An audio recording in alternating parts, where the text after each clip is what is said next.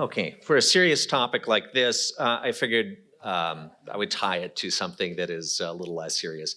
So within the world of Dr. Seuss, Green Eggs and Ham is a story of persistence and sometimes problematic persistence. And what we're going to go through is talk about utility scale storage and where persistence has led us to today. Now, utility scale storage, a lot of folks don't know this, but really it's not only just great big storage, but it's actually on the transmission side of the grid.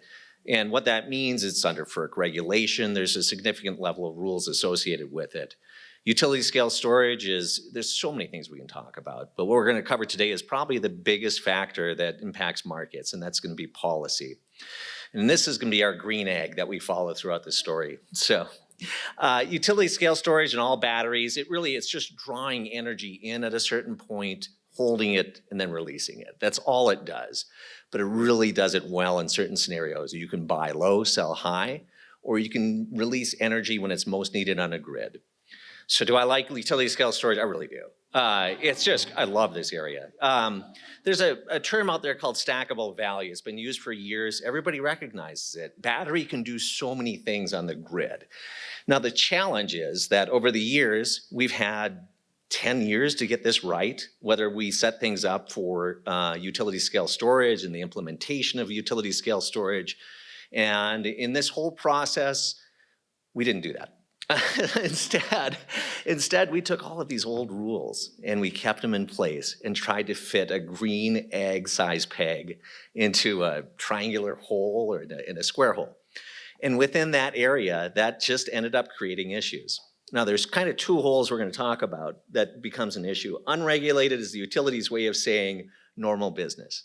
So in normal businesses, you can go ahead and set up a solar farm, generation, sell it into a market, you get paid money, you could lose a lot of money.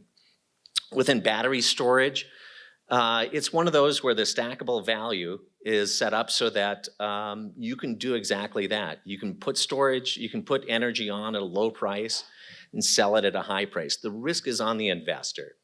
For regulated assets, that's utility terminology, this is a weird world. And 1 + 1 doesn't always equal 2 because the rules are so stacked. Think of transmission that's there to keep the lights on. It's paid for by us, and then the utility takes care of it. In the utility scale area, looks like all these are off a little bit. The main value in this is going to be in transmission deferral. And essentially what happens a couple times in a year, if a line is at its peak, then you can use a battery to go ahead and defer putting new transmission in. Now the biggest problem is that regulated assets are not allowed to work as in the unregulated area. You can't go slap a billboard on a transmission line and make money off of it type of thing. And what that means for this area is that the stackable value is split. So you have the cost of a 100 megawatt battery, but you're not going to get the full value. You're split to either one side or the other. Now, can we go ahead and fix that? And the answer is no. And the challenge is what's called unintended consequences. Sometimes it's tough and complex. Sometimes the utility is going to lose money and they really don't want to see that happen. And that's quite a situation. So where is utility scale storage working right now? It's working in the unregulated market. In Texas, come on in, put in utility scale storage, go ahead and take your risks and we'll pay you for it. California is the biggest market. California is probably the best market because they are getting crushed by a duck curve. It's a good proxy for what's going to happen as more wind and solar comes in. They love battery and can't get enough of it. And they also want to see the stackable value come in. If we're going to go ahead and invest in batteries, we want to get the lowest cost for our customers. We want to see the highest value. What they're up against is the legacy policies out there, especially the regulated. FERC isn't really helping at this stage for it.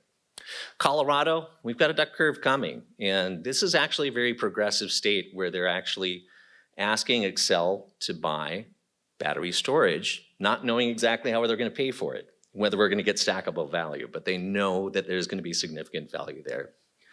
So what's up next? In this area, really it comes down to recognizing that policy is the headwind. The policy is the opportunity, and for the ability for us to get out there and continue to fight for this.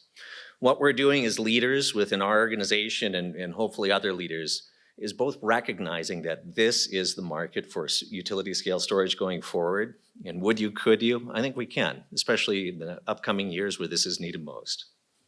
Thank you.